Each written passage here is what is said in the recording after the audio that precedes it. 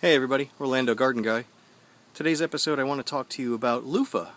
So Luffa is a member of the Gourd family, and you can see right here, it's a packet of Luffa seeds. So we don't actually use the seeds anymore, haven't used the seeds in a while, but usually when somebody wants to get into Luffa and they're going to ask, I can either give them some seeds, so you guys can go ahead and hit my website, I can send some seeds out to you as well, or you can feel free to pick those up at any store where you can pick those up. Target, Walmart, etc. They're about $1.50 a packet.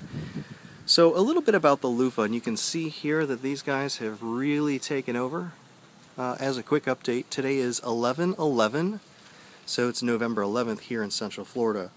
A little bit late on Luffas this year. Totally okay. Usually I like to get these guys in the ground right after the fear of the last frost. So maybe sometimes that's mid-March, especially here in Central Florida. Up north, you're going to definitely want to wait until, well, I would even push it until the last week of April, maybe the first week of May. For the last couple of years up north, there has been some snow even on Easter. So anyway, back to our Luffa. So you can see one of the fruits right here. This guy, doing really well, the big guy. And, oh well, there he goes. So Luffa, again, it is a vine. It's pretty vigorous, very, very fast grower. It's very strong, but it's not invasive. You can see, whoa, there he goes. You can actually see that it's pulling into my screen, and I don't fear that it'll break it. It actually will not break my screen. So it's not that strong. So again, I like to put my Luffa in last week of March, first week of April. Go ahead and put those in about an inch deep, get those seeds sowed, and then just let it take off. Now if you have something for it to grow up, it will grow up, whether that be a pole. This year these seeds actually are by accident, so it's going up my solar hot water tank. A little different this year. Usually what I do on the other side of the house, like prefer a sunny location, and word of caution here, you can see there are a lot of bees. Luffas really attract the little worker honeybees, so they are going to be all over these flowers, which, hey, it's a great thing.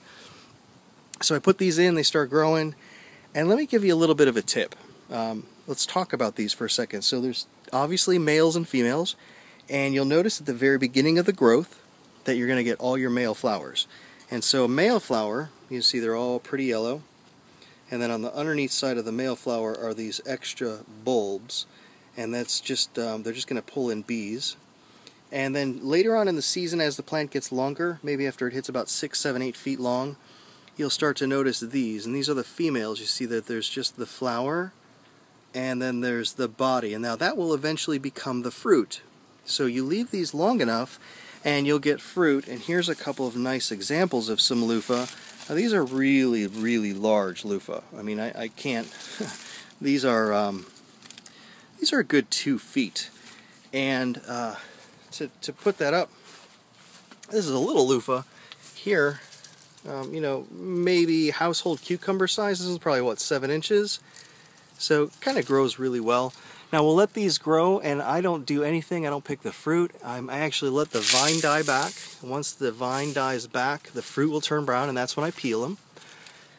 And so then we talk about, what do we have? Well, we have Luffa. So for us, you know, we use Luffa in all the bathrooms. My kids have them. We have Luffas probably every room of the house. We use them for some reason. So usually with these Luffa, I even keep one in my car wash bucket. I'm able to get off those love bugs or any of the tar and grime. I don't have to worry because it's not hard enough. It's not like a Scotch-Brite where it's actually going to scratch. But it is actually really great. Again, you can buy the actual Luffa like this at Walmart. But I think it's just great to grow these, and they're super fun, and they're super easy to grow. They grow rather large. I don't fertilize them much. Might throw a little bit of Miracle-Gro, or even some 10-10-10 right when I see that a lot of females start to come out. So again, right off the beginning, you're going to get all these males, and then later on in the season, you'll start to get some nice females, which, as long as you have a good bee population, you shouldn't have a hard time getting those pollinated and getting some good Luffa. Again, if you kind of look at these, those are ginormous, which is fantastic. That's really what we want. We want to have that hanging up in the shower or be able to use that to wash the car. Heck, we even have some for washing pots and pans. So these, because it is November, they will not last much longer. This maybe 2 weeks of growth left in them. I mean, I see new growth, but I think it'll probably be too late. Again, once we get a frost here in Central Florida. Now, we really shouldn't get a frost here in Central Florida till at least January. However, it does happen where we get them a little bit earlier. So anyway, back to Luffa. If you can get these growing, which, you know, relatively easy, relatively fun, you can give these guys away for Christmas gifts and put bows on them. And, you know, this one's older. It's probably a couple of seasons old. But if you're able to get those growing, then we'll talk about birdhouse gourds, and we'll go ahead and we'll do that on the next episode. So again, guys, I really appreciate you tuning in, and have a great garden. Bye.